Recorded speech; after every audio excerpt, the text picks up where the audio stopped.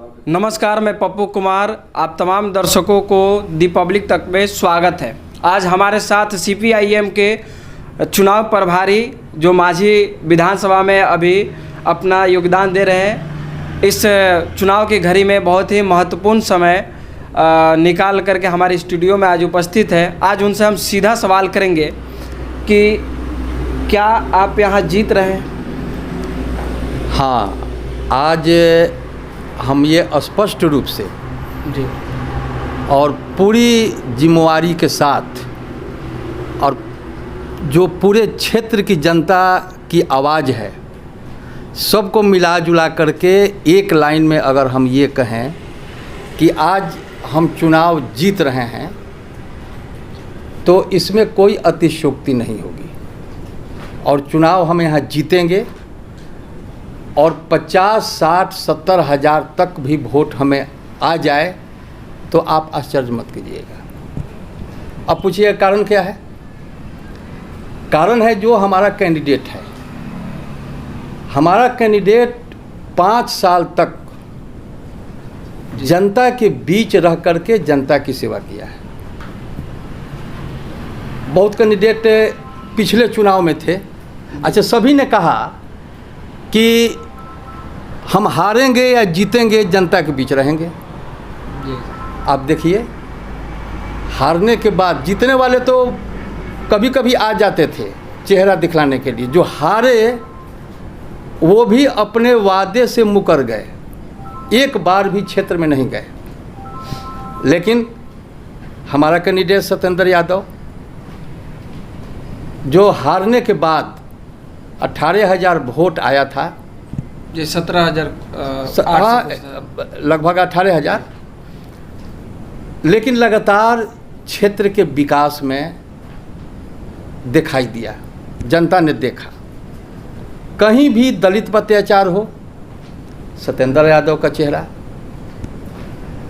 कहीं महिलाओं पर अत्याचार है, सत्येंद्र यादव का चेहरा, किसानों के फसल का सवाल है, सत्येंद्र यादव आगे आंदोलन में है, छात्र नौजवानों का सवाल है, सत्येंद्र यादव है। अच्छा, तो आपका लड़ाई सीधे किससे है यहाँ पे?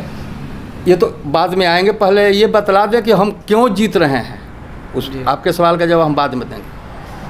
तो 5 साल तक हर आंदोलन का नेतृत्व क्षेत्र के जनता के लिए सत्येंद्र यादव ने किया और इसीलिए आज जो बच्चा जो सत्येंद्र यादव को नहीं भी पहचानता है, वो भी सत्येंद्र यादव का नाम जप रहा है पूरे माझी विधानसभा क्षेत्र में। इतनी पॉपुलैरिटी आज है, इसके पीछे यही है कि 5 साल तक उन्होंने जनता की सेवा किया है। अब आगे हमारा क्या एजेंडा है, यही ना पूछे? नहीं, अभी हम क्वेश्चन किया आपसे कि आपका लड़ाई सीधे किससे है, अभी आप कहाँ देख रहे हैं? देखिए, आगे माधवी सिंह है जेडीयू से, अभी और रालोसपा से ओम प्रकाश कुशवाहा है। हाँ, सब कोई कुछ है। निर्दलीय प्रत्याशी भी हाँ, सब कोई है। अभी हमारी लड़ाई किसी से नहीं है। जो भी लड़ेगा वो हमसे लड़ेगा। जैसे इतना हम आगे हैं कि लोग लड़ने के लिए हमारे नज़दीक आएगा तब तक चुनाव निकल जाएगा, यही स्थिति है। ये ओवर कॉन्फिडेंस नहीं है? ओवर कॉन्फिडेंस क्या है? बच्चे आवाज़ दे रहे हैं, बूढ़े आवाज़ दे रहे हैं, किसान की आवाज़ है, महिलाओं की आवाज़ है। क्षेत्र में आप घूम करके देखिए, ये ओवर कॉन्फिडेंस कैसे है? हाँ, तो अंत में अगर हमारे सामने कोई आएगा जी तो एनडीए से हमारी लड़ाई रहेगी, हो सकती है। हालांकि साकार नहीं है, लेकिन सेकंड में वो रह सकते हैं। और एनडीए माने बीजेपी और आरएसएस का एजेंडा बिहार में आगे बढ़ाने वाली पार्टी जदयू, उसके नेता नीतीश कुमार। तो बिहार की जो आज हालत हम लोग देखते हैं, हर जगह कहीं मॉब लिंचिंग है, कहीं दंगे फसाद हो रहे हैं, कहीं दलितों पर अत्याचार हो रहा है, अति पिछड़ों को ये क्यों हो रहा है? ये ड्यू टू नीतीश कुमार। इस मुद्दे में आप नीतीश कुमार को देख रहे हैं कि इन सब में सम्मिलित है। तो नीतीश कुमार नेता है तो किसको देखेंगे? नीतीश कुमार। लेकिन यहाँ का जो इतिहास है माझी विधानसभा का, जब जब एनडीए में जेडीयू का गठबंधन रहता है तो यहाँ का प्रत्याशी एनडीए का ही जीतता है। तो क्या इसको आप इग्नोर करके चल रहे हैं अभी तक? जब जब होता है जी तो एनडीए का जीतता है। जी लाल झंडा अब न उफान मार रहा है। लाल झंडा से तो अब सबको सबका पड़ रहा है, आमने सामने आ रहे हैं। और लाल झंडा का सिपाही सत्येंद्र यादव जो 5 बरस तक क्षेत्र में जमा, देखिए एक बात बताते हैं, कुकुरमुत्ता सुने हैं ना? कुकुरमुत्ता भादों में जम जाता है। अब जब भादो आता है तो जहाँ तहाँ से बेंग निकल जाता है जी। तो हमने कुकुरमुत्ता है ना, भादों का बेंग है।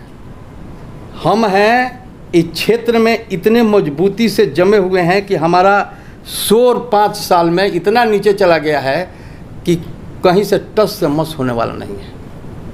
अच्छा। इसलिए हम जनता की आवाज़ बोल रहे हैं। हम अपना कॉन्फिडेंस, जो आप बोले कि कॉन्फिडेंस, जी, no confidence, no over confidence. हम जनता की आवाज़ जो हम 10 दिन से घूम रहे हैं, जी, हम जनता की आवाज़ को आपको बतला रहे हैं। चलिए, तो मेरा अगला क्वेश्चन है कि आप चुनाव में जा रहे हैं जन जन तक, तो आपका मुख्य एजेंडा क्या है? मुद्दा क्या लेकर के जा रहे हैं जनता के बीच देखिए, में? मुख्य एजेंडा किसी भी कैंडिडेट का जिस क्षेत्र में लड़ता है तो 1 नंबर का एजेंडा वहीं से शुरू होता है, उस क्षेत्र से ही उसका शुरू होता है। जी। इसके अलावा नौजवानों का सवाल है। इनका गठबंधन और इनके गठबंधन के जो नेता है मोदी जी, नरेंद्र मोदी जी ने कहा कि 2 करोड़ नौजवानों को हम काम देंगे। तो 2 करोड़ नौजवानों को काम क्या देंगे? करोड़ों नौजवानों की नौकरी चली गई। किसानों के लिए बोले कि हम लाभकारी मूल्य देंगे, माने फसल का तेगुना दाम देंगे। जी। किसान मारे जा रहे हैं। रोज 12 किसान आत्महत्या कर रहे हैं अपने देश में। ये इस सरकार की, केंद्र की सरकार की जिस नीति को ये लागू कर रहे हैं बिहार में भी बहुत हमारे किसान भाई आत्महत्या कर रहे हैं। महिलाओं की दुर्दशा ये है कि उनकी इज्जत और हुर्मत की रक्षा करने का सवाल है। आए दिन हम लोग सुनते हैं महिलाओं के साथ बलात्कार, छेड़खानी। इसके अलावा शिक्षा की स्थिति क्या है? शिक्षा की स्थिति ये है कि छोटे छोटे मासूम बच्चों की पढ़ाई कितने दिन से ड्रॉप है। उसके पहले भी अच्छी शिक्षा नहीं है। स्कूलों में वैकेंसी है, टीचर की कमी है, लड़के ज़्यादा हैं और टीचर नहीं है, लड़कों की पढ़ाई नहीं होती है। तो चौतरफा ये असफल है। हर जिधर देखिए उधर नीतीश असफल हैं। और असफल क्यों हैं? असफल इसलिए हैं कि बीजेपी इनके साथ है। बीजेपी माने हवा फैलाने वाली पार्टी। यही हवा फैलाने वाली पार्टी तो आप जैसे आरजेडी के साथ है, महागठबंधन के साथ। तो 2019 में आप लोगों का नहीं कहेंगे, लेकिन एनडीए ने 2019 में लोकसभा के चुनाव में महागठबंधन का हवा निकाल दी थी। देखिए, तो क्या फिर वो दोहरा पाएगी एनडीए? क्या आप लोग जवाब दे पाए? इसमें 2 बात है। एक तो वो चुनाव राष्ट्रीय चुनाव था। जी। राष्ट्रीय चुनाव के मुद्दे कुछ अलग होते हैं। जी। राष्ट्रीय चुनाव के ये एजेंडे भी कुछ अलग होते हैं। और इसके साथ साथ ईवीएम का जो हेरा फेरी हुआ, जी, वो ईवीएम का हेरा फेरी भी उन्होंने खुल करके कराया। तो क्या विश्वास है कि इसमें ईवीएम का हेरा फेरी नहीं होगा? जनता सजग है। इस बार ईवीएम के हेरा फेरी नहीं होगा। इस बार, पिछले बार जो इन्होंने जनता को गच्चा दिया, इस बार जनता, बिहार, खास करके बिहार की जनता, जो जहाँ जब जनता जग जाती है तो अच्छे अच्छे हुक्मरान के कान पकड़ करके हटा देती है। यह है बिहार और बिहार की मिट्टी। इसलिए यहाँ के लोग सजग हैं। इस बार हेरा फेरी नाम की चीज़ नहीं होगी और हर लोग स्वेच्छा से वोट डालेंगे और महागठबंधन की सरकार बनेगी और महागठबंधन के नेता जी तेजस्वी यादव हैं। तेजस्वी यादव ही मुख्यमंत्री होंगे, ये स्थिति आज है। अच्छा, केवल मांझी की नहीं, हम लोग पूरे बिहार की स्थिति को नहीं, हम अगर पूछ रहे कि मांझी के युवाओं को आप अगर आते हैं यहाँ पे विधानसभा जीतते हैं तो अपने विधानसभा के लिए क्या करेंगे? मांझी में आपको क्या आवश्यकता लगा, मेडिकल का या कॉलेज का, ऐसा कुछ दिखा आपको घूमने? हाँ, मांझी में अस्पताल की ज़रूरत है जी। अस्पताल, ये छोटे छोटे जो अस्पताल हैं हर जगह घास उगा हुआ है, डॉक्टर नहीं है। तो क्या वहाँ पे सुचारू रूप से इलाज हो पाएगा इंसानों का? सुचारू रूप से इलाज का हो पाएगा? उस वन झाड़ में लोग घुसेंगे तो सांपे काट लेगा। क्योंकि अभी जो अस्पताल की स्थिति है वो तो जानवर का अस्पताल बना हाँ, हुआ है, हाँ, तो इसलिए बोल रहे हैं कि इंसान का क्या इलाज हो पाएगा? डॉक्टर भी जाने में डरता है वहाँ। जी जी। तो रोगी कैसे जाएगा? उसमें जाएगा तो सांप काट लेगा। वो डॉक्टर डरता है कि जाएंगे तो सांप काट लेगा, तो इलाज क्या करेगा? हमारे कैंडिडेट जब जीतेंगे, हम जीतेंगे जी, तो सबसे पहले हम 2 काम करेंगे। जी। सबसे पहले स्वास्थ्य, जितने भी ये अस्पताल हैं जो घास उगे हुए हैं, डॉक्टर नहीं आते हैं, सबसे पहले अस्पताल को सुधारेंगे और स्वास्थ्य पर हम ध्यान देंगे। इसके बाद शिक्षा, जी। स्कूलों में जहाँ जहाँ वैकेंसी है सरकार से हम लड़ाई करेंगे कि पहले वैकेंसी, तेजस्वी ने जो कहा है कि 10 लाख हम करेंगे, तो ऐसे ही हवा में वो नहीं बोले हैं, वैकेंसी है कम से वैकेंसी कम। तो ऐसे सरकारी 4 लाख ही है। हाँ, और इसके बाद भी सृजन करने के लिए। सृजन हम लोग करेंगे, जी, जी। तो शिक्षा पर ध्यान दिया जाएगा।